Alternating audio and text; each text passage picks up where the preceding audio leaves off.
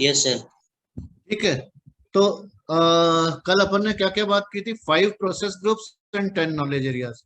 इसमें से किसी भी नॉलेज एरिया का मतलब नहीं समझ में आ रहा हो तो वो पूछिए, नहीं तो मैं क्वेश्चंस पूछूंगा इसमें। एक एक एग्जांपल अपने को इसमें देना है। जैसे रिस्क का है, रिस्क यानी कैन एनीवन टेल कि भाई रिस्क मैनेजमेंट में क्या, जैसे कोई भी छोटे से छोटा प्रोजेक्ट आप देख लो, है ना, मतलब बर्थडे पार्टी का देख लो या एग्जाम का देख लो या क्या ना, कुछ भी जो आपका पर्सनल प्रोजेक्ट होता हो उसमें हम रिस्क मैनेजमेंट कैसे करते हैं, क्या करना चाहिए, कोई एग्जांपल बताओ मुझे कि ये कहाँ रिलेवेंट है अपने डे टू डे प्रोजेक्ट से।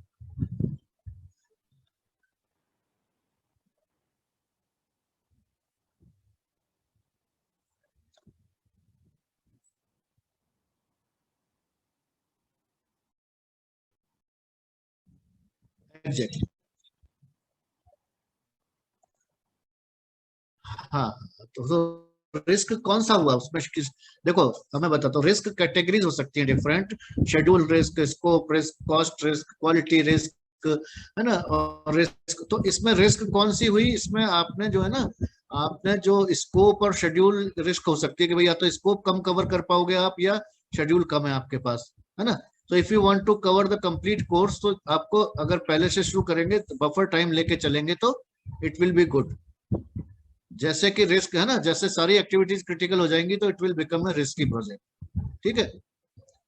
तो हम किसी भी केस में, जैसे एग्जाम की तैयारी कर रहे हो, 30 दिन है आपके, तो आपको रिस्क क्या हो सकती है, यार मेरे 2 दिन खराब हो गए, अगर मान लो मेरे सर में दर्द हो गया या मेरी तबीयत खराब हो गई या कोई मैं बारिश में भीग गया, तो वो मैं 2 दिन 3 दिन एक्स्ट्रा लेके चलूं, मैं 30 दिन नहीं, मैं इनको 25 दिन ही मान के चल रहा हूँ, तो इसको क्या बोलेंगे, risk management. Is it clear? आपने 30 डेज को 25 डेज ही माना, 5 दिन का कंटिजेंसी ले लिया आपने, 5 दिन की कंटिजेंसी है कि भाई मैं ये, इट इज ए कंटिजेंसी, मैं 5 डेज को काउंट नहीं करूंगा, 5 दिन हो सकता है कभी कोई रिश्तेदार आ जाए, हो सकता है मेरी तबीयत खराब हो जाए, तो ये रिस्क फैक्टर्स है। रिस्क फैक्टर्स क्या है ना, कि विजिट ऑफ ए रिलेटिव, ठीक है, या आई में फॉल सिक, ये रिस्क है, नेगेटिव रिस्क है। पॉजिटिव रिस्क क्या हो सकती है, पॉजिटिव रिस्क ये हो सकती है कि आपने जो सोचा था 3 दिन में मुझे ये बुक खत्म करनी है, हो सकता है मुझे 2 दिन में ही समझ में आ जाए, या ये कि मैं इसको किसी टीचर से समझ लूं तो मेरे को 3 दिन का जो मैंने टाइम लगाया है वो मेरे को, तो वो अपॉर्चुनिटी हो गई, क्या suddenly it came to your mind कि मैं इसको, या फिर आपको बिल्कुल कोई नोट्स मिल गए बिल्कुल बढ़िया, जो है वो किताब पढ़ने की जरूरत नहीं है, और आप एक दिन में ये नोट्स पढ़ लो तो भी जो है उसमें से ही क्वेश्चन आएंगे। So this becomes a positive risk in which you can save time. और नेगेटिव रिस्क है जिसमें आप टाइम खराब कर सकते हो, और वही शेड्यूल रिस्क है, बाकी कोई अलग अलग रिस्क हो सकती हैं। Is it clear? ठीक है। अब कोई एग्जांपल मुझे दें, जैसे कि कॉस्ट मैनेजमेंट का कहाँ रिलेवेंट है ये डे टू डे प्रोजेक्ट में। सर कंस्ट्रक्शन में हो सकता है ये। कंस्ट्रक्शन में? Yes sir. नहीं, आप तो डे टू डे लाइफ का एग्जांपल दीजिए ना।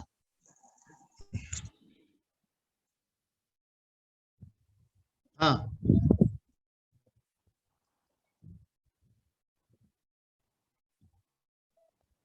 हाँ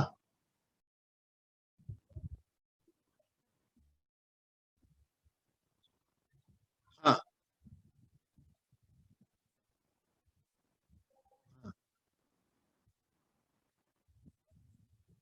हाँ। ठीक है ना। तो क्या करोगे आप, सबसे पहले उस पूरे फंक्शन का क्या क्या काम करना है उसमें ब्रेक करोगे उसको, क्या क्या काम है, जैसे फंक्शन में आपको डिनर कराना है, आपको म्यूजिक भी रखना है, आपको इनविटेशन कार्ड भी छपवाने हैं, मान लीजिए आपको कोई म्यूजिशियन एंकर भी लाना है क्या, फोटोग्राफर भी रहेगा, वीडियोग्राफर भी रहेगा, ये सब काय में आया, ये आपके स्कोप में, रिक्वायरमेंट्स और स्कोप में आ गया कि what are the requirements to execute this project, और वो उसका स्कोप कंप्लीट हम ले रहे हैं या नहीं, वो ले लिया आपने। तो इसलिए मैंने कहा था कि पहला स्टेप रिक्वायरमेंट मैनेजमेंट या स्कोप मैनेजमेंट है। तो वो डिटेल्ड रिक्वायरमेंट आप लिख लेंगे, नहीं तो क्या होगा आपका, एंड टाइम पे पता चला यार वीडियोग्राफी का और उसका तो पैसा लिया ही नहीं था हमने। और अगर पहले से ये मालूम होता आपको तो क्या करते आप, और कहीं कट कर सकते थे, यार ये एंकर की क्या जरूरत थी, असित इतनी बढ़िया एंकरिंग करता है, इसको ही लगा देते हैं अपन। इस एंकर पे पैसे खर्च किए, इसके बजाय अपन है ना और फोटोग्राफी का भूल गए। सो दिस है ना, प्रोजेक्ट मैनेजमेंट का मतलब ये हुआ कि आपने इनिशियली इतना डिटेल में रिक्वायरमेंट्स को डॉक्यूमेंट किया है, इतना डिटेल में स्कोप में लिखा है, जिससे कि आपका शेड्यूल और कॉस्ट में भी कोई फर्क नहीं पड़े। जैसे आपने इनविटेशन का किया, पता चला आपने सोचा 100 गेस्ट बुलाने हैं मुझे, है ना, 100 गेस्ट को आपने इनवाइट भी कर दिया। फिर सडनली आपको पता चला कि यार ये मैंने ये 100 में से ज्यादा जरूरी तो इनको भी बुलाना था, इनको भी बुलाना था, और आपने 125 कर दिए। तो स्कोप चेंज हो गया, आपका कॉस्ट चेंज हो गई। अगर पहले से 125 मालूम होता आपको, तो आप हर प्लेट में वो ले सकते थे, मतलब है ना, आइटम कम कर सकते थे, म्यूजिक कम कर लेंगे अपन, ये कर लेंगे, लेकिन मुझे इसमें मैनेज करना है। So this is part of project cost management. और या फिर क्या है कि नहीं कोई बात नहीं, या 125 आ रहे हैं तो 2.5 लाख लग जाएगा 2 लाख की जगह, तो मुझे टाइम रहते अगर पता चल जाएगा तो मैं 50,000 एक्स्ट्रा अरेंज कर लूंगा। This is part of project cost management. बात समझे? हाँ, अगर आप चाहते हैं तो ये डिसीजन प्रोजेक्ट मैनेजर को या स्टेक होल्डर्स को लेना है कि do you want to do cost cutting. But project management, project cost management का पर्पज ये है कि सब कुछ डेटा आपके सामने है, आप डिसीजन चाह के ले रहे हो, मजबूरी में नहीं कि यार ये तो मैंने सोचा ही नहीं है, तो यार ना मैंने सोचा ही नहीं, किसी ने बोला कि भाई 125 लोगों को इनवाइट करोगे तो 100 आते हैं, और मैंने तो 125 को किया तो 125 आ गए, बल्कि 130 आ गए। तो वो कंटिजेंसी का आपके पास इंतजाम ही नहीं था। तो कभी भी जैसे है ना, अपन पर्सनल प्रोजेक्ट्स होते हैं, हमने शादी का प्रोजेक्ट है, मकान बनाने का प्रोजेक्ट है, लास्ट में जाके पता चला कि यार बजट ही खत्म हो गया। So that was due to poor project management, nothing else. Project management का मतलब है nothing should come as a surprise, nothing should, है ना, everything should be known beforehand, पहले से मालूम होना चाहिए आपको कि क्या हो सकता है। ठीक है ना? तो कहीं तो कुछ तो आपका एस्टिमेट्स से मैनेज करेंगे, कुछ आपका रिस्क मैनेजमेंट, कुछ कंटिजेंसी जरूर रखिए कि भाई ये 10% में कंटिजेंसी रखता हूँ, अनफोर्सीन की वजह से हो सकता है गेस्ट ज्यादा आ जाए, हो सकता है कोई और वजह हो जाए, हो सकता है कहीं और ज्यादा खर्चा हो जाए, like that. Is it clear?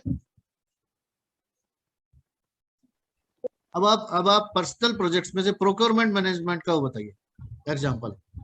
Sir एक बार आप रिसोर्स और प्रोक्योरमेंट को एक्सप्लेन कर सकते हैं, मतलब डिफरेंस क्या होगा इनमें?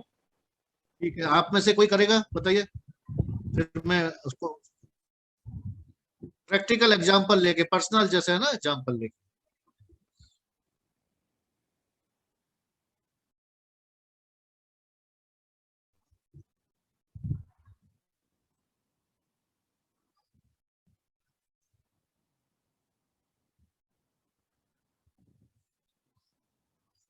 हाँ,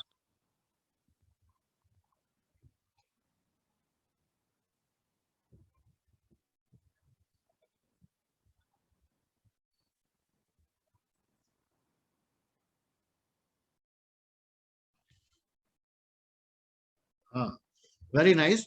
और इसमें मैं ऐड करना चाहूंगा, जैसे जैसे ये आपने फंक्शन वाला जो एग्जांपल दिया, जिसने भी दिया, फंक्शनल में प्रोक्योरमेंट क्या है, जैसे अगर आप फंक्शन में कोई इवेंट मैनेजमेंट की हेल्प लेना चाहते हैं, इवेंट मैनेजर की, तो you will be doing a contract with him कि भाई आपको जो एक्चुअल कॉस्ट आएगी उसका 10% 15% हम देंगे, है ना। आप कॉन्ट्रैक्ट, हाँ, तो आपका टर्म्स एंड कंडीशंस बनेंगी उसमें, इसमें से 10% एडवांस देंगे हम आपको, बाकी काम खत्म होने के बाद देंगे, या ऐसे ऐसे पेमेंट कंडीशन रखेंगे।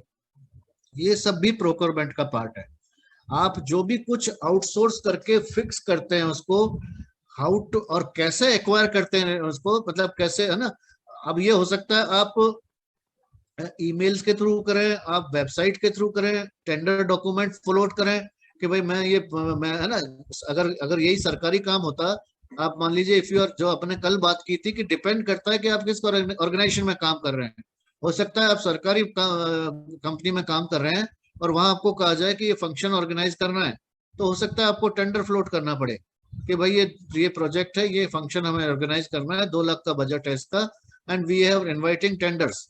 तो जब टेंडर इनवाइट करोगे तो आपको डिटेल लिखनी पड़ेगी कि क्या क्या काम करवाना है हमें, कितने लोगों का कैसा खाना है, ये है, म्यूजिक है, क्या क्या सिस्टम है ना। तो वो प्रोक्योरमेंट का पार्ट हुआ। ठीक है, तो ये इस तरह से एक वाइड सब्जेक्ट है प्रोक्योरमेंट। प्रियंवदा आपको समझ में आया?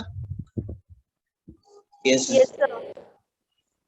आउटसोर्सिंग है ना, कोई भी आउटसाइड एजेंसी को आप चाहे परचेज करते हैं मटेरियल, चाहे लेबर को एंगेज करते हैं, उनके साथ कुछ बातचीत करेंगे ना। एक तो कौन से तरीके से उसको ढूंढेंगे आप। आपको कुछ भी चाहिए, मान लीजिए जैसे आपको प्राइमरी सीखना है आपको, है ना, तो you want to procure the services of a primary trainer suppose, तो how will you do it? तो वो प्रोक्योरमेंट मैनेजमेंट का पार्ट हो कि I will try it on website, मैं I will ask my colleagues, I will ask my seniors, I will ask my teachers, है ना, आई go through जो मैं फेसबुक लिंक्डइन पे आई विल गो। तो ये क्या हुआ कि ये तरीके हुए कि भाई मुझे कैसे प्रोक्योरमेंट करना है।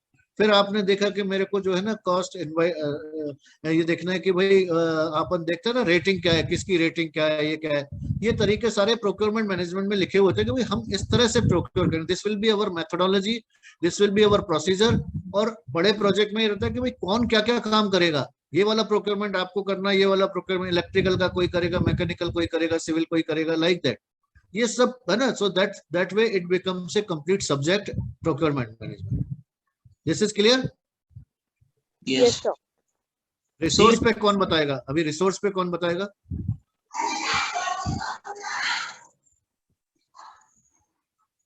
सर, इसमें अपने को सर कौन कौन से रिसोर्स उसकी सर नीड्स होती है और जो सर एस्टिमेट लगाना होता है और वो सब इंक्लूडेड होते हैं सर इसमें। अब आप बताइए, जैसे मान लीजिए आप अपना मकान बना रहे हैं, ये प्रोजेक्ट है ना, तो मकान में आपका क्वेश्चन आएगा यार कितना सीमेंट लगेगा, तो सीमेंट रिसोर्स है, तो आप कैसे पता करोगे कितना सीमेंट लगेगा? कितना लोहा लगेगा, कितनी, के हिसाब से लगा हाँ, एस्टिमेट के हिसाब से सर। कोई तरीका होता है ना उसका, तो वो प्रोजेक्ट रिसोर्स मैनेजमेंट में आता है। बात समझे? Estimate resource requirement of the project, estimating of the resource requirement, yes sir. Quantity and quality. तो रिसोर्सेज में ये हुआ फिजिकल रिसोर्सेज, मटेरियल और इक्विपमेंट। हमको क्या चाहिएगा? एक मिक्सर मशीन भी चाहिए, हमें एक पंप भी चाहिएगा क्योरिंग के लिए, या हमें एक वेल्डिंग मशीन चाहिएगी वेल्डिंग करने के लिए। ठीक है ना, सर एक से काम चलेगा या प्रोक्योरमेंट, दो से काम चलेगा? हेलो क्या? हाँ, सर, प्रोक्योरमेंट में भी तो हम रिसोर्सेज को ही ढूंढते हैं ना, मतलब। नहीं, रिसोर्स की कैलकुलेशन रिसोर्स में होगी। अच्छा। बात समझे? रिसोर्स की, और प्रोक्योरमेंट वो है कि आप जो डॉक्यूमेंट क्रिएट करेंगे उसका। रिसोर्स में ये आएगा, देखो सारे ये एवरीथिंग इज इंटरकनेक्टेड। हालांकि कॉस्ट में भी हम रिसोर्स देखेंगे, हम शेड्यूल में भी रिसोर्स है ना, सब चीज में देखेंगे। लेकिन आपको ये डिफरेंस समझना है कि रिसोर्स मैनेजमेंट में आपको क्वांटिटी और क्वालिटी ऑफ रिसोर्सेज की कैलकुलेशन करनी है, प्रोक्योरमेंट में वो नहीं करनी। प्रोक्योरमेंट जैसे आपको कितनी ईंटें चाहिए, रिसोर्स मैनेजर करेगा इसको, और प्रोक्योर करने के लिए आपने हेड ऑफिस भेज दिया प्रोक्योरमेंट मैनेजर के पास, भाई मुझे मुझे 1 लाख ईंटें चाहिएंगी और हर हफ्ते 10,000 ईंटें चाहिएंगी मतलब जो और इस मेक की चाहिएंगी। ये रिसोर्स मैनेजर का काम हुआ। प्रोक्योरमेंट वाला टेंडर फ्लोट करेगा, टेंडर डॉक्यूमेंट बनाएगा और वो इनवाइट करेगा टेंडर, और फिर आपको सप्लाई दिलाएगा साइट पे। वो प्रोक्योरमेंट मैनेजमेंट का काम हुआ। बात समझे? यस हाँ sir. Sir. Is it clear? है ना? Yes sir. ये फर्क है, फर्क समझ में आ गया इस दोनों में? हाँ यस सर। है ना? अच्छा, रिसोर्स आपका इंटरनल भी हो सकता है, प्रोक्योरमेंट बाहर के लिए ही है अवेलेबल। रिसोर्स का मतलब है आपने कहा मुझे एक शेड्यूलर चाहिए, तो आपको प्रोक्योर करने की जरूरत नहीं है, आप हायर मैनेजमेंट को कहेंगे मुझे मेरा प्रोजेक्ट करने के लिए शेड्यूलर चाहिए, और शेड्यूल मुझे एक, हाँ, डेडलाइन के लिए चाहिए होता है, मतलब किसके लिए? किसके लिए? डेडलाइन जैसे अपने को शेड्यूल चाहिए, मतलब शेड्यूलर चाहिए, तो ये किस लिए चाहिए होगा? ये जो अभी प्राइमरी पे हम काम कर रहे हैं, ये शेड्यूलर का काम है। नहीं सर, जैसे रिसोर्स मैनेजमेंट में सर। रिसोर्स मैनेजमेंट में तो ये निकालोगे आप कि मुझे ये शेड्यूलर जो है ना रिसोर्स चाहिए, यस सर। शेड्यूलर चाहिए, इतना ही है। ओके मुझे सर। इस प्रोजेक्ट को एग्जीक्यूट करने के लिए एक शेड्यूलर चाहिए, एक क्वालिटी मैनेजर चाहिए, एक प्रोजेक्ट मैनेजर चाहिए, एक प्रोजेक्ट इंजीनियर चाहिए, सिविल इंजीनियर चाहिए, इलेक्ट्रिकल इंजीनियर चाहिए, मुझे इक्विपमेंट चाहिए, मुझे रोड रोलर चाहिए, मुझे मिक्सर मशीन चाहिए, मुझे ट्रैक्टर ट्रॉली चाहिए, मुझे वाटर टैंकर चाहिए, है ना, मुझे मैसन्स चाहिए, कारपेंटर वेल्डर चाहिए, वेल्डिंग मशीन चाहिए। ये सब चीजें रिसोर्सेज हैं। यस। ये लिस्ट जो है रिसोर्सेज की, रिसोर्स हिस्टोग्राम है ना, और कब कब चाहिए और कितना कितना चाहिए, वो प्रोजेक्ट रिसोर्स मैनेजमेंट का पार्ट है। Is it clear? Yes sir. हालांकि ये अभी अभी आपको पूरा समझने के, क्योंकि इसको डिटेल में अब एक एक नॉलेज एरिया को हम एक एक मतलब आधा आधा एक एक घंटा देंगे समझने के लिए अलग से। अभी हम उस पर नहीं गए, अभी तो केवल कंसेप्चुअली समझ लें आप कि रिसोर्स में है ना, इन दोनों आपस में फर्क क्या है इसमें, और रिसोर्स का मतलब क्या हुआ। फिर दूसरा क्या हुआ रिसोर्स मैनेजमेंट में, जैसे आप प्रोजेक्ट मैनेजर हैं और आपके पास 10 लोगों की, 15 लोगों की, 20 लोगों की टीम है, तो आप टीम मैनेजमेंट कैसे करेंगे उनका? उनका उनका मान लीजिए कोई कंफ्लिक्ट आ जाता है तो कंफ्लिक्ट रिजोल्यूशन कैसे करेंगे?